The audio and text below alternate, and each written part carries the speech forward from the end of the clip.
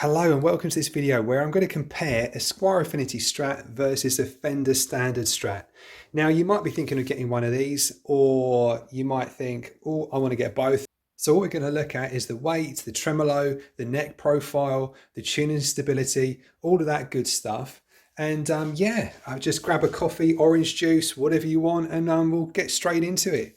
So we'll start from the tail end of the guitars. Now, the first thing you're going to notice, now what I'll do is I'll flip over the guitars. In the Squier Affinity Strat, the tremolo is relatively thin. You look at that, the actual block is quite a thin block. Whereas if you go for a Fender, immediately you can see that difference. Really is quite a chunky one. Nice high quality, whereas you've got a thin block in the Affinity guitar.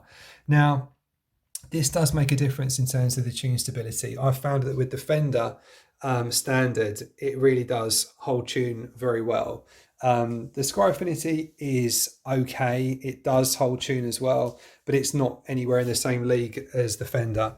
So that's just something to bear in mind. Weight-wise as well, that's a big one since we're at this end of the guitar. The Squier Affinity, actually, if you're stood up for a long time, is only 2.6 kilograms, which is pretty light, actually. I was amazed to find that out when I did weigh it.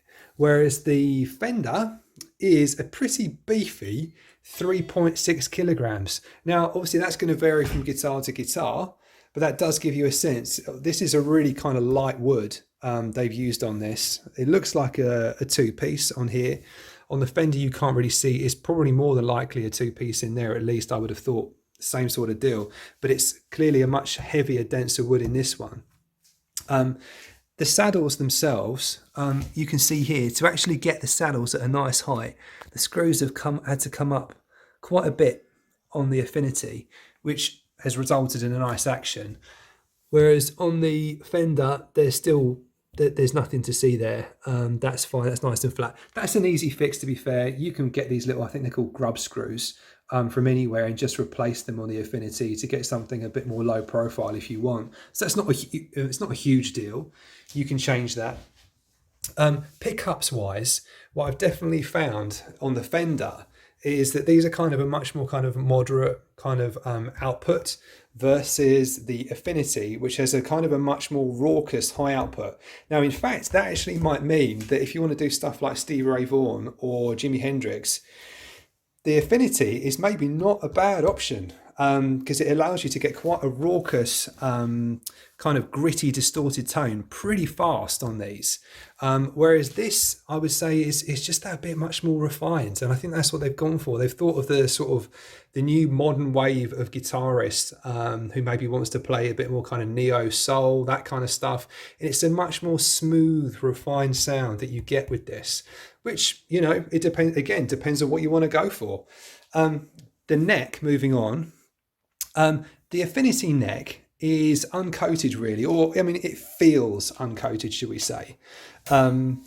This one has been used a fair bit over time, but it still feels very smooth. It's not as if it's a rough feeling, you know, straight out of the factory without any sanding or buffing. It actually does feel like a very, very nice neck indeed, as I say, but it does feel very much uncoated. This one, in case you're interested, was actually made in Indonesia. I've always had a good relationship with Indonesian-made guitars. They've always been actually really good. I've had a few Epiphones, had a few Squiers, etc. Indonesia, yeah, they seem to make good stuff. They're obviously, again, factory dependent. Whereas the Fender has definitely a coated neck. And you can see they've spent some time on this. It's got a nice kind of almost ambery tint to it. This one, in case you're interested, made in Mexico. And this one is actually one of the ones that has a satin back to it, but then a gloss front, which actually I find really nice. So it just makes it makes sliding up and down the back of the neck very smooth indeed. Whereas you know, on the front, when you're fingering chords or playing up and down, the gloss I really like in terms of just the glide at the front there. Again, personal taste. Now, what I would say is on this maple neck, I think you can see all this figuring. It's very, very pretty actually. Again, that's going to vary from guitar to guitar, but it is something to sort of bear in mind. It is obviously very nicely made. And obviously then looking at the tuners are just sort of fairly generic things on the Affinity, whereas on the Fender, again, looking at those, you actually have proper Fender tuners on. Now, obviously, I think that's going to make a difference in terms of tuning stability, along with the thicker, fatter tremolo. Clearly, that's going to make some difference, and it's going to give you a better playing experience. And overall, on this guitar, with very little effort, looking at the nut, again, it's a really low cut nut. This one a bit higher, but still pretty low as well. I've been able to get the action super low on the Fender with no effort, no string buzz. In fact, I will show you just how low that action is. It is super, super low. I mean, that's the 12th, and it's barely off. It's barely off the 12th, which is, brilliant considering it's got little to no fret buzz. I mean, if the harder you play, the more fret buzz it's going to have. The Affinity, it's just that bit higher.